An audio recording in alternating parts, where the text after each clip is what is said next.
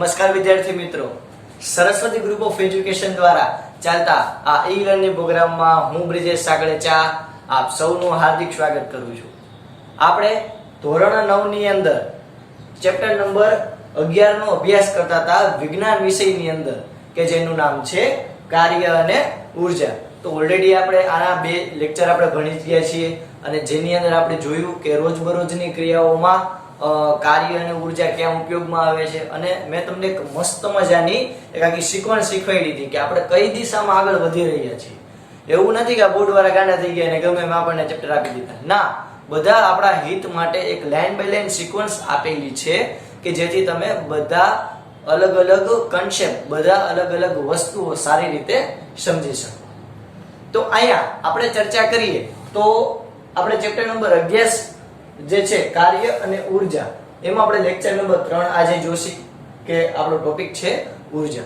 તો યાદ કરો વિદ્યાર્થી મિત્રો, આપણે લાસ્ટ લેક્ચર ની અંદર ઊર્જા વિશે જસ્ટ માહિતી મેળવી હતી, એક ઇન્ટ્રોડક્શન નાનું એવું કર્યું કે ઊર્જા શું, તો કે પદાર્થમાં રહેલી કાર્ય કરવાની ક્ષમતા। ઊર્જા કોને કહેવાય, તો કે પદાર્થમાં રહેલી કાર્ય કરવાની ક્ષમતા।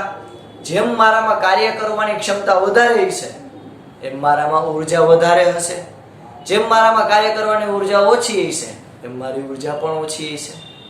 ઓકે, તો આપણે ઊર્જા વિશે માહિતી મેળવી હતી। હવે આજે આપણે ઊર્જા જે છે એના પ્રકારો વિશે ભણશું અને ત્યારબાદ આપણે એમાંથી એક પ્રકાર જે છે ગતિ ઊર્જા, એના વિશે આપણે ડિટેલમાં માહિતી મેળવશું। ઓકે, ચાલો તો આપણે સ્ટાર્ટ કરીએ આપણો આજનો લેક્ચર। તો ઊર્જાના મુખ્ય પ્રકારો, તો ઊર્જાના મુખ્ય પ્રકારો કીધું છે, યાદ રાખજો। ખાલી આટલી જ ઊર્જા વિશ્વમાં છે એવું આપણે ન કહી શકીએ, ખાલી એમાંથી મેઇન જે છે કે જે આપણને અત્યારે પૂરતું કામમાં આવે એવી છે એટલી ઊર્જાઓ આપણે અહીંયા લિસ્ટ આઉટ કરેલી છે। એની અંદર આપણે છે સ્થિતિ ઊર્જા, ગતિ ઊર્જા, ઉષ્મા ઊર્જા, વિદ્યુત ઊર્જા, પ્રકાશ ઊર્જા અને રાસાયણિક ઊર્જા। આ વગેરે એકેય પ્રકારની ઊર્જા નથી, પરિગણે કે વગેરે વગેરે એવું કઈ ઊર્જા નથી। તો જો સ્થિતિ ઊર્જા પહેલા તો કોને કહેવાય, તો કે ભાઈ સાવ કાઠિયાવાડી ભાષામાં કહું ને તો સ્થિતિ ઊર્જા તો કે પદાર્થમાં જ્યારે કોઈ પદાર્થને સ્થિર રાખેલો હોય ત્યારે એ પદાર્થ જે ઊર્જા ધરાવે એને કહેવાય સ્થિતિ ઊર્જા। તો આના વિશે આપણે આગલા લેક્ચરમાં માહિતી મેળવશું। ઓકે, ચાલો તો ઊર્જા વિશે ચર્ચા કરી, મેં તમને કીધું કે આપણે હમણાં નેક્સ્ટ લેક્ચરમાં જોશું, પણ આપણે કહી શકીએ કે પદાર્થ જ્યારે સ્થિર ઉભેલો હોય ત્યારે જે ઊર્જા ધરાવે એને કહેવાય સ્થિતિ ઊર્જા। પછી આપણે ચર્ચા કરશું ગતિ ઊર્જા। તો ગતિ ઊર્જા કોને કહેવાય, તો કે આપણે હમણાં ચર્ચા કરીએ એના વિશે ડિટેલમાં કે પદાર્થ જ્યારે ગતિમાં હોય, ચાલતો હોય, દોડતો હોય ત્યારે જે ઊર્જા ધરાવે છે એને કહેવાય ગતિ ઊર્જા। પછી ઉષ્મા ઊર્જા વિશે આપ સૌ વાકેફ છો કે પદાર્થ જ્યારે ગરમ થાય અને ઉષ્મા ઉત્પન્ન કરે એ પણ એક પ્રકારની ઊર્જા છે। જેમ કે તો કે કોલસો હોય એને આપણે ગરમ કરીએ એટલે એમાંથી વરાળ નીકળે, એ વરાળથી આપણે ટર્બાઇન ફેરવીએ અને ટર્બાઇનની મદદથી એની સાથે એક એક્સેલ જોડી એટલે કે ધરી જોડી અને આપણે જનરેટર દ્વારા વિદ્યુત ઉત્પન્ન કરીએ। ત્યારબાદ પ્રકાશ ઊર્જા, આપ જાણો જ છો, આપણે જે કોઈ પણ લેમ્પ, ટ્યુબલાઇટ, હેલોજન લાઇટ ચાલુ કરીએ તો આપણને પ્રકાશ મળે છે, એટલે કે એક પ્રકારની ઊર્જા છે। આ પ્રકાશ ઊર્જાનો ઉપયોગ તો કે કુદરતી સૌથી મોટો સ્ત્રોત છે જે છે સૂર્ય। તો સૂર્યમાંથી પ્રકાશ ઊર્જા આપણને મળે છે, તો વનસ્પતિનો ઉપયોગ ખોરાક માટે કરે છે પ્રકાશ સંશ્લેષણની ક્રિયામાં। પછી વચ્ચે આપણે ખવાઈ ગયું વિદ્યુત ઊર્જા। વિદ્યુત ઊર્જા એટલે ઇલેક્ટ્રિસિટી, એક પ્રકારની ઊર્જા જ છે, બહુ મોટી ઊર્જા છે। ખબર ન પડે, તમને એવો વિશ્વાસ ન આવતો તમે કોઈ પણ બે છેડા વચ્ચે અડીને જોવો, ના એવું ક્યારેય નથી કરવાનું, બરોબર, બાકી બધે હતા નહોતા થઈ જશો। પણ આપણને ખબર છે કે બે છેડા વચ્ચે ભૂલથી આપણો હાથ અડી જાય, આપણને હતા નહોતા કરી નાખે, એટલી મોટી ઊર્જા છે વિદ્યુત ઊર્જા। રાસાયણિક ઊર્જા, તો કે રસાયણો જે છે એ તમે ભેગા કરો એટલે એક પ્રકારની ઊર્જા ઉત્પન્ન થાય છે। એનું બેસ્ટ ઉદાહરણ છે તમારા મોબાઈલની બેટરી। ઓકે, તમારા બેને જો કે કહી શકે કે આપણા મોબાઈલની જે બેટરી જે છે એની અંદર કેમિકલ ભરેલા હોય, ક્યારેક એ કેમિકલની પ્રક્રિયા છે એ અનકન્ટ્રોલેબલ થઈ જાય એટલે કે અસંતુલિત થઈ જાય તો બેટરી ફાટે છે। એના આપણે ઘણા બધા ઉદાહરણ આપણી સોસાયટીની આસપાસ એટલે કે આપણા સમાજમાં આપણે જોયા હશે। ઓકે, તો સ્થિતિ ઊર્જા, ગતિ ઊર્જા, ઉષ્મા ઊર્જા, વિદ્યુત ઊર્જા, પ્રકાશ ઊર્જા અને રાસાયણિક ઊર્જા, આ ઊર્જાના મુખ્ય પ્રકારો છે। આ સિવાય બીજા ઘણા બધા ઉર્જાના પ્રકાર છે, પણ આપણે એ અત્યારે દર્શાવવાનું વ્યાજબી ઠરાવતા નથી, એટલે કે એવી કઈ જરૂર નથી. ચાલો તો આપણે ખોટો સમયનો બગાડ ન કરતા આપણે આપણું, તમે આઈ હોપ હું જાણો જ છું કે તમે બધે ખૂબ જ અધીર છો આ બધે ઉર્જાના પ્રકાર જાણવા માટે, એવું હું ધારી લઉં છું. તો આપણે એકદમ મસ્ત મજાની ઉર્જાથી આપણે સ્ટાર્ટ કરીએ ઉર્જાઓ સમજવાનું. તો સૌથી પહેલા તમારી બધાની લોક લાગણીને ધ્યાનમાં રાખી અને આપણે સ્ટાર્ટ કરીએ છીએ આપણી ગતિ ઉર્જાથી. તો કે ભાઈ ગતિ ઉર્જા તો કે કોઈ પણ ગતિમાન પદાર્થ કાર્ય કરી શકે છે. ઓહો હો, સારું થયું કીધું, આપણને તો ખબર જ નથી. ખબર હતી એલો? કઈ ખબર નથી. તો કોઈ પણ ગતિમાન પદાર્થ કાર્ય કરી શકે છે. કોઈ પણ ગતિમાન પદાર્થ હોય, હવે માની લો કે હું કોઈ પદાર્થને ધક્કો મારું તો જ પદાર્થ આગળ જશે, તો એ આગળ જશે તેના ઉપર બળ લાગ્યું અને એને સ્થાનાંતરિત કરેલું તો એ કાર્ય કરી શકશે. જેમ કે ઉદાહરણ આપું ટ્રેનનું, તો ટ્રેનને આપણે કહેવાય ને કે કોઈ પણ એક ટ્રેનના જે ડબ્બા હોય, ડબ્બા એને જે એન્જિન છે એ બળ લગાડીને આગળ ખેંચે છે, તો એન્જિને બળ લગાડ્યું તો ડબ્બા જે છે એ આગળ આવ્યા, તો ડબ્બાનું સ્થાનાંતર થયું. અને કોને બળ લગાડ્યું? તો કે એન્જિને બળ લગાડ્યું, તો એ ડબ્બાઓ છે એ કાર્ય કરી શકે છે, એવું આપણે કહી શકીએ. એટલે એ સાવ કાઠિયાવાડી ભાષામાં કોઈ પણ ગતિમાન પદાર્થ એટલે કે કોઈ ચાલતો હોય એવો પદાર્થ એ કાર્ય કરી શકે છે. એવું જરૂરી નથી કે કાર્ય કરતો જ હોય, પણ કાર્ય કરી શકે છે. કાર્ય ન કરતો એવું શું કામ આપણે કહી શકીએ? તો કે મેં તમને ઉદાહરણ આપ્યું હતું, યાદ કરો કે આપણે કોઈ ઓલા ગેસ ભરેલા ફુગા હોય એને આપણે મૂકી દઈએ તો એ પણ આમ ઉપર ચડશે આકાશમાં, તો એ પણ સ્થાનાંતર તો કરે જ છે, પણ એનામાં કઈ બળ લાગતું નથી. આપણે યાદ છે, આપણે પહેલાના લેક્ચરમાં કીધેલું કે કાર્ય કરવા માટે બે વસ્તુ જરૂરી. કઈ? તો કે એક પદાર્થ ઉપર બળ લાગવું જોઈએ અને બીજું એ પદાર્થ અંતર કાપવો જોઈએ. જો આ બે ઘટના થાય તો જ પદાર્થ કાર્ય કરે છે તેમ કહેવાય. ઓકે, તો એ આપણે ખોપડવા में डाल देगा.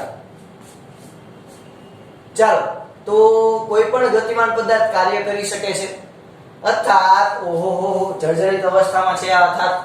આપણે એને વળી પાછું જીર્ણોદ્ધાર કરી નાખીએ અર્થાત ગતિશીલ પદાર્થો ઉર્જા ધરાવતા હોય છે. ગતિશીલ પદાર્થો એટલે તો કે જે ચાલતા હોય પદાર્થ કંઈક ઉર્જા ધરાવતા હોય છે, જેને શું કહેવાય? ગતિ ઉર્જા. એટલે કે કોઈ ગતિમાન પદાર્થ કંઈક ઉર્જા ધરાવતા હોય છે એને કહેવાય ગતિ ઉર્જા. પદાર્થ પોતાની ગતિના કારણે કાર્ય કરવાની ક્ષમતા ધરાવે છે. આને હું બીજા શબ્દમાં કહું તો પદાર્થ પોતાની ગતિના કારણે કાર્ય કરવાની ક્ષમતા ધરાવે છે, તેને ગતિ ઉર્જા કહી શકું. જેમ કે માની લો કે હું ઉપરથી કોઈ બોલને ઘા કરીશ તો બોલ નીચે આવશે, તો જેમ નીચે આવશે, જેમ ઉપરથી નીચે આવશે એમ એની ઉર્જા વધશે. તો અહીં આપણે બીજું ઉદાહરણ પણ લઈ શકીએ કે પદાર્થ પોતાની ગતિના કારણે કાર્ય કરવાની ક્ષમતા ધરાવે, તેને કહેવાય ગતિ ઉર્જા. ઝડપથી ગતિ કરતા પદાર્થની ઉર્જા કેવી હોય? વધારે. કોઈ છૂમગતું જતું હોય તેની સ્પીડ વધારે હોય, એની ગતિ ઉર્જા વધારે હોય. તો યાદ કરો, હું જો શું બોલું છું, કોઈ આમ છૂમ કરતો જતો હોય તેની ગતિ ઉર્જા વધારે હોય, એટલે કે એની ઉર્જા વધારે હોય તો એ વધુ કાર્ય કરી શકે. કારણ કે જેની ઉર્જા વધારે એ કાર્ય વધારે કરી શકે, જેની ઉર્જા ઓછી ઓછું કાર્ય કરી શકે. તો ધીમી ગતિ કરતા પદાર્થની ઉર્જા ઓછી હોવાથી એ ઓછું કાર્ય કરી શકે.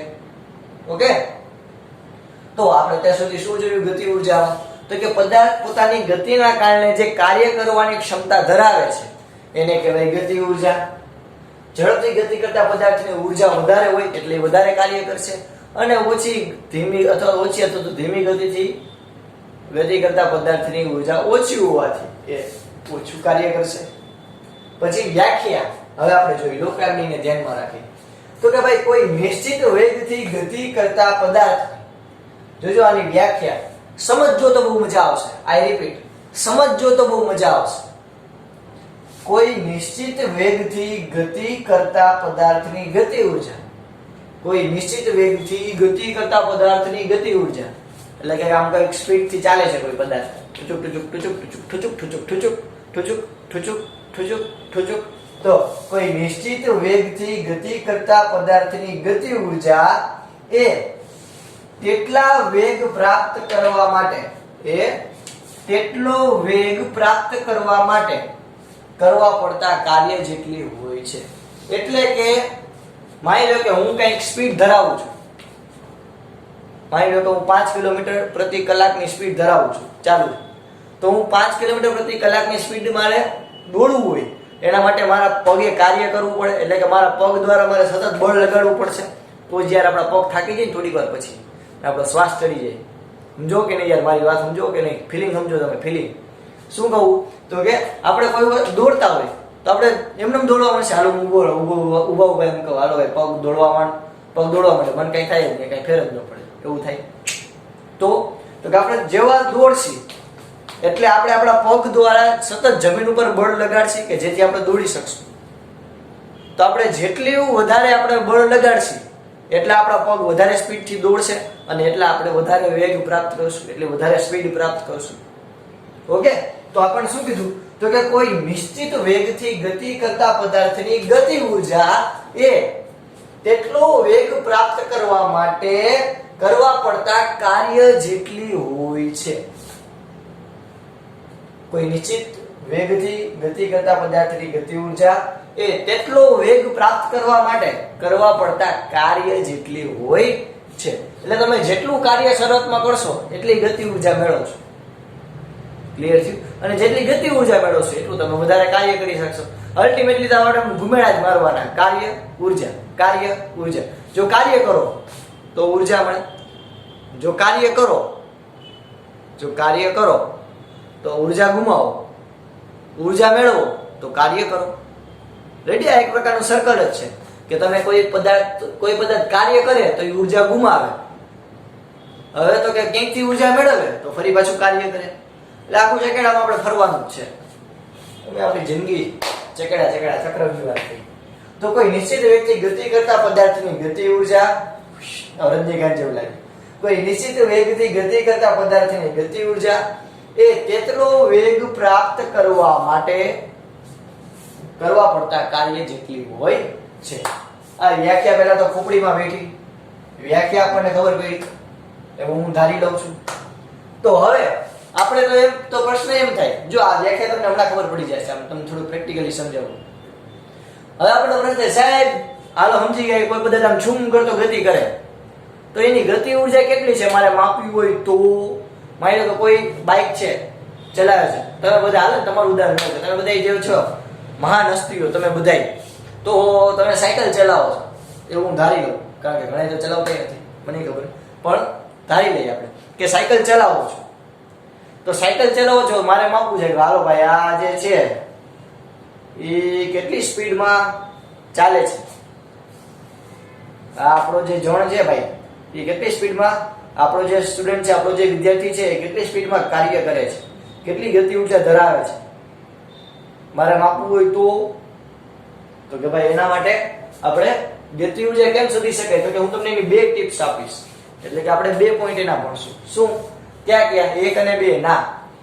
વિવેગથી ગતિ કરતા પદાર્થની ગતિ વિરુદ્ધ બળ લગાડી થોડા સમય બાદ એ પદાર્થ કેવો થશે? તો કે સ્થિર થશે. અને તે સમયગાળા દરમિયાન કરેલું કાર્ય શોધીને તો વિવેગથી ગતિ કરતા પદાર્થની ગતિ ઊર્જા એટલે કે ગતિ વિરુદ્ધ બળ લગાડીને થોડા સમય બાદ એ સ્થિર થશે.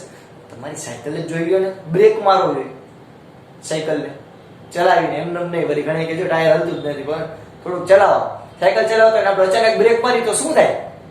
થોડાક સમય પછી આપણી સાયકલ સ્ટોપ થઈ જાય. સાયકલમાં મારી સોનાની સાયકલ, એવી રીતે. તો વિવેગથી ગતિ કરતા પદાર્થની ગતિ વિરુદ્ધ બળ લગાડો એટલે કે તમે બ્રેક મારો તો તમે જાતા હોય આમ બ્રેક મારશો તો બળ લાગશે અને તમારી સાયકલ ઊભી રહેશે. તો તમે કેટલું બ્રેક દ્વારા તમે કેટલું બળ લગાવ્યું એ તમને ખબર પડે. તમે બ્રેક દ્વારા કેટલું બળ લગાવ્યું એ તમને ખબર પડે. એટલે પેલા બ્રેકના ડેટા દ્વારા તમે કેટલું બળ લગાવ્યું એ તમને ખબર પડે. અને સાયકલ તમે આવી રીતે થોડીક બ્રેક મારશો એટલે થોડુંક અંતર કાપશે, આમ થોડુંક એ અંતર માપી લ્યો તો બળ ગુણ્યા અંતર તમને કાર્ય મળી ગયું. એ કાર્ય જે તમને જેટલું મળશે એટલો પદાર્થ ગતિ ઉર્જા ધરાવતો હોય છે. આઈ રિપીટ, શું કહું તો કે જો કોઈ પદાર્થ સાયકલ ચલાવતો હોય અને એ બ્રેક મારે તો બ્રેક મારશે એટલે ઓલા ડટા હોય એટલે રિંગ હોય એ ચોટી જશે, ડટા હોય આમ રિંગને ચોટી જશે. તો એના લીધે થાય શું તો કે બળ ઉત્પન્ન થાય ગતિ વિરુદ્ધ.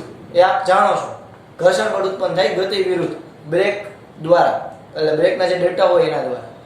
તો અહીંયા તમે જે બળ લગાડ્યું સાયકલ દ્વારા, તમે જે સાયકલ દ્વારા બળ લગાડ્યું એ બળ તમને ખબર પડી જાય. બીજું તો કે જેવું તમે બ્રેક મારશો એટલે સાયકલ આમ થોડુંક અંતર કાપશે, હજળ બમ નહીં થઈ જાય, નહીતર તમે આમ ઉલટશો. થોડુંક અંતર કાપશે, એ થોડુંક અંતર કાપે એ અંતર તમને મળી જાય અને કાર્ય માફ કરશો અંતર મળી જાય અને બળ મળી જાય. તો આપણા કાર્યનું સૂત્ર શું હતું? કાર્ય બરાબર બળ ગુણ્યા અંતર. તો તમને બ્રેક દ્વારા બ્રેકના ડેટા દ્વારા લાગતું બળ મળી જાય અને સાયકલે જે અંતર કાપ્યું થોડુંક એ અંતર મળી જાય. તો તમને કાર્ય મળી જાય કે સાયકલે મેં બ્રેક મારી ત્યારે સાયકલે કેટલું કાર્ય કર્યું, એટલું જ કાર્ય એ તમને આ કાર્યનું મૂલ્ય મળે. એટલું જ કાર્ય એ ગતિ ઉર્જા જેટલું હોય. એટલે કે આ તમને જેટલું મૂલ્ય મળે એટલો પદાર્થ ગતિ ઉર્જા ધરાવતો હશે. ફોર એક્ઝામ્પલ માની લો કે મેં કોઈ સાયકલ જે છે એને બ્રેક મારી તો સાયકલમાં 2 ન્યૂટનનું બળ લગાવ્યું. કેટલા? 2 ન્યૂટનનું. અને એ સાયકલ જે છે એ 2 મીટરનું અંતર કાપ્યું. મારા જેવી સાયકલ છે, બ્રેકના ડેટા ઘણાઈ ગયા હોય એવી, તો 2 મીટરનું અંતર કાપ્યું. તો ટોટલ કેટલું થયું? 4 ન્યૂટન ઇન્ટુ મીટર. તો ન્યૂટન ઇન્ટુ મીટર એટલે કાર્યનો એકમ થયો.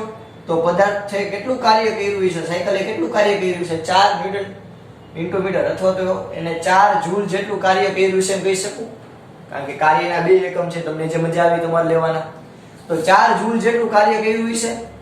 તો એનો મતલબ શું થયો? તો કે સાયકલ જે છે, સાયકલમાં મારી સોનાની સાયકલ, એ સાયકલ જે છે એ 4 જૂલ જેટલું કાર્ય કર્યું. એનો મીનિંગ કેવો થયો? તમે બ્રેક માર્યા પછી 4 જૂલ જેટલું કાર્ય કર્યું, તેનો મીનિંગ કેવો થયો? કે જે સાયકલ જે છે એ 4 જૂલ જેટલી ગતિ ઉર્જા ધરાવતું હશે. તો આ રીતે તમે ગતિ ઉર્જા શોધી શકો છો. કયો છે તમે મને શું બોલ્યો? ફટાફટ છેલ્લા પોઈન્ટમાં વિડિયો સ્ટોપ કરીને યાદ કરો છો હું શું બોલું. ફટાફટ હાલો ફટાફટ. Yes, very good. ધારી લઉં છું આવડી ગયું. ચાલો હવે બીજો પોઈન્ટ, તો કે સ્થિર સ્થિતિમાંથી પદાર્થને ગતિમાં લાવવા કરવા પડતા કાર્યનું મૂલ્ય શોધીને. હજી એકવાર, સ્થિર સ્થિતિમાંથી પદાર્થને ગતિમાં લાવવા કરવા પડતા કાર્યનું મૂલ્ય શોધીને. સ્થિર કોઈ પદાર્થ પડ્યો હોય હજળ બમ, એને તમે જોરથી ધક્કો મારો એટલે ગતિમાં લાવવા માટે તમારે કંઈક કાર્ય કરવું પડશે. જેમ કે માની લો કે મારે આ બોટને 2 મીટર ખસેડવા માટે મારે માની લો કે 4 ન્યૂટન બળ લગાડવું પડે. હું બોટને ફૂલ ધક્કો મારું અને 4 ન્યૂટનનું બળ લગાડું, 4 ન્યૂટન. તો એ બોટ જે છે એ 2 મીટર અંતર કાપે. તો મેં 4 ન્યૂટન બળ લગાવ્યું, 2 મીટર અંતર કરેલું કાર્ય કેટલું થયું? તો કે ભાઈ થયું 8 જૂલ. તો બોટ જે છે એ પછી ગતિ કરશે તો કેટલી ઊર્જા ધરાવશે? 8 જૂલ. જેમ કે કોઈ સાયકલ, અરે યાર તમે યાદ કરો ઓલું પેટ્રોલ જેવું ખાલી થઈ જાય એટલે ઓલા 4 વ્હીલ ને ધક્કા મારવા પડે. તો તમે 4 વ્હીલ ને માની લો કે 2 ન્યૂટન નું બળ લગાડો. 2 ન્યૂટન તો ન હોય પણ આ ધારી લઈએ કે હાલો 2 ન્યૂટન નું બળ લગાડો અને 4 વ્હીલ જે છે એ 4 મીટર અંતર કાપીને પછી ચાલુ થઈ જાય. તો 8 જૂલ જેટલું કાર્ય થયું. તો એનો મતલબ શું થયો? તો કે એ 4 વ્હીલે કેટલી ઊર્જા મેળવી? 8 જૂલ જેટલી ઊર્જા મેળવી. એટલે કે સ્થિર સ્થિતિમાં આમ હજળ બમ ગડવા જેવું કોઈ પદાર્થ પડ્યો હોય એ સ્થિર સ્થિતિમાંથી પદાર્થને ગતિમાં લાવવા માટે કરવા પડતા કાર્ય જે છે એનું મૂલ્ય શોધી લ્યો. તો એ મૂલ્ય કેટલું હોય? ગતિ ઊર્જા જેટલું. ઓકે, ક્લિયર થયું? આ જસ્ટ તમારા રેફરન્સ માટે છે, યાદ રાખજો. ઓકે, ચાલો તો હવે આપણે ગતિ ઊર્જા છે એનું આપણે એક ઇક્વેશન મેળવીએ મસ્ત મજાનું. તો પેલા તો ગતિ ઊર્જા જે છે એ એની આખી વ્યાખ્યા ક્લિયર થઈ તમને. આપણે કેમ ગતિ ઊર્જા શોધી શકાય એના વિશે પણ ચર્ચા કરેલી. ચાલો હવે આપણે જોઈએ એનું સૂત્ર કેમ આપણે શોધી શકીએ. તો કે ભાઈ ગતિ ઊર્જા જે છે જગતની માલિકા, એ ગતિ ઊર્જા ને શોધવા માટે આપણે શું કરશું? તો કે એના માટે આપણે અમુક વસ્તુ ધારશું. શું વસ્તુ ધારવાનું કીધું છે? તો કે આપણે કીધું ધારો કે m દળનો પદાર્થ u જેટલા સમાન વેગથી ગતિ કરે છે. ધારો કે m દળનો પદાર્થ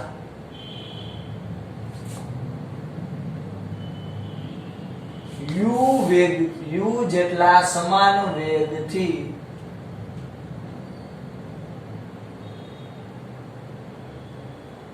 ગતિ કરે છે.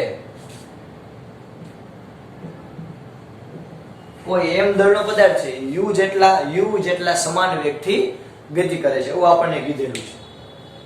તો આ પદાર્થ ઉપર પહેલા તો લાગતા બળની ચર્ચા કરીએ તો લાગતું બળ યાદ કરો ના, એને કરેલું કાર્ય તમે યાદ કરો. તો કરેલું કાર્ય એટલે તો કે ભાઈ w ને w F S. ઓકે, હવે તો કે બળ એટલે હું શું લખી શકું? માં w બરાબર માં લખી શકું. માં એટલે તો કે આ a એટલે પ્રવેગ, m એટલે દળ. યાદ કરો, આપણને ખબર છે કે F બરાબર માં. આ સૂત્ર ભણી ગયા છોકરાઓ? ગુરુત્વાકર્ષણમાં ભણી ગયા, એની પહેલાના ચેપ્ટર બળ અને ગતિના નિયમ એમાં પણ ભણી ગયા. તો અહીંયા મેં F ની જગ્યાએ શું લખ્યું? તો કે F ની જગ્યાએ મેં લખ્યું માં. ચાલો હવે તો કે આપણે જો આને ઉપર ઇક્વેશન નંબર 1 અલગ માત્રાથી દર્શાવીએ.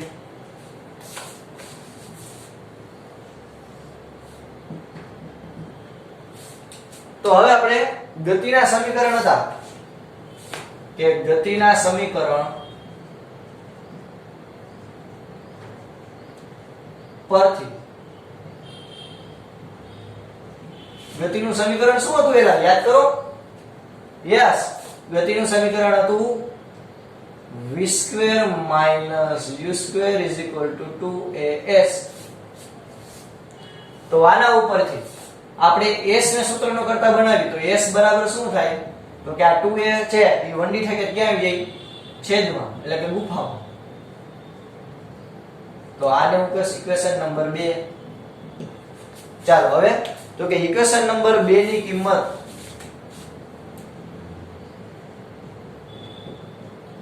સમીકરણ નંબર 2 ની કિંમત સમીકરણ નંબર 1 માં મુકતા 2 ની વાત નથી કરતા, ખાલી મુકતા.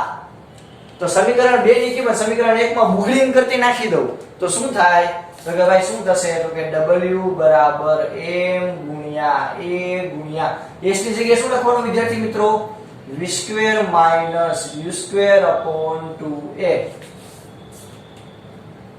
क्लियर होता है? હવે આ 2 આ a કેન્સલ થઈ ગયા.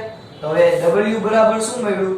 તો કે m કૌંસમાં v² - u²/2. ચાલો હવે હજી એકવાર કૌંસ છૂટા કરી નાખીએ. તો 1/2 mv², આ પેલા આને ગુણે માઈનસ આને ગુણે, તો આપણને કરેલું કાર્ય મળે. તો હવે અહીંયા u બરાબર 0 હોય. u એટલે તો કે પદાર્થની શરૂઆતની ઊર્જા. તો પદાર્થની શરૂઆતની ઊર્જા u જે છે એ એક સમાન ન હોય. u બરાબર આપણે 0 લઈએ એટલે કે પદાર્થ જે છે એ પહેલા પોતે સ્થિર હોય. માની લો કે હું આ માર્કર જે છે એને હું આ જો આમ પકડી તો આ પદાર્થ શરૂઆતમાં સ્થિર છે, પછી હું કાર્ય કરીને આમ જોરથી ધક્કો મારું તો આ v વેગ ધારણ કર્યો. તો શરૂઆતમાં કોઈ પદાર્થની ઊર્જા u હોય, u, તો આપણે શું લખી શકીએ? તો કે જો પહેલા v જેટલા સમાન વેગથી u જેટલા સમાન વેગથી ગતિ કરેલી, તો આપણે અહીંયા શું લખી શકશું? કે જો u બરાબર 0 તો આપણે લખી શકશું. તો આખું પદ કેવું થઈ જાય? 0 થઈ જાય. કારણ કે 0 ને ગુણાકાર જેની હારે થાય તો આખા પદને ઉડાડી દઈએ. તો આ આખા બરાબર શું થઈ જાય? તો કે આખા બરાબર થઈ જાય 0. તો આપણે લખી શકશું w બરાબર 1/2 mv². ઓકે, તો w બરાબર 1/2 mv².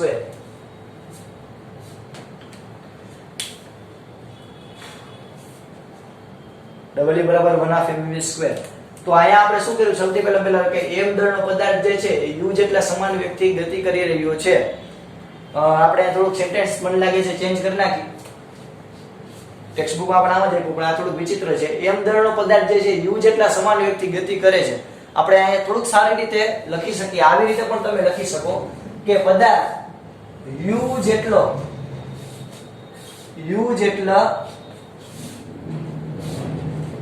પ્રારંભિક વેગ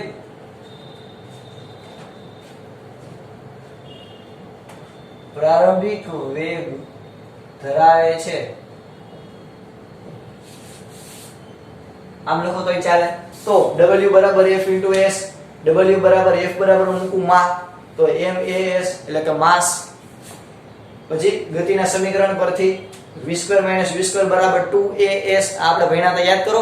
અરે યાર, ગતિના ત્રણ સમીકરણ હતા. v બરાબર v0 + at અથવા તો u + at.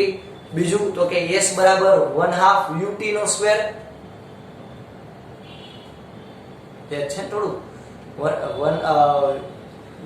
s બરાબર ut સ્ક્વેર + 1/2 at નો સ્ક્વેર ઈ હતું સૂત્ર. આઈ હોપ તમને આવડતા હશે, કારણ કે કોઈ બોલ્યું જ નહીં. અને ત્રીજું તો કે v2 - v2 બરાબર 2as. એના ઉપરથી s ના સૂત્રનો સુરાપુરા બનાવો એટલે થાય v2 - v2 / 2a. આના ઉપરથી આ s ની કિંમત આમાં મૂકું તો આ a ઉડી જાય, તો આપણને આવું મળે. તો આમાં આપણે u બરાબર 0 લઈએ, એટલે કે કોઈ પદાર્થ પહેલા સ્થિર હોય એવું ધારી લઈએ, અને પછી તમે બળ આપ્યું, પછી જેને v વેગથી ગતિ કરી. ઓકે, તો અહીંયા તમે એમ લખી શકો કે f જેટલું બળ આપતા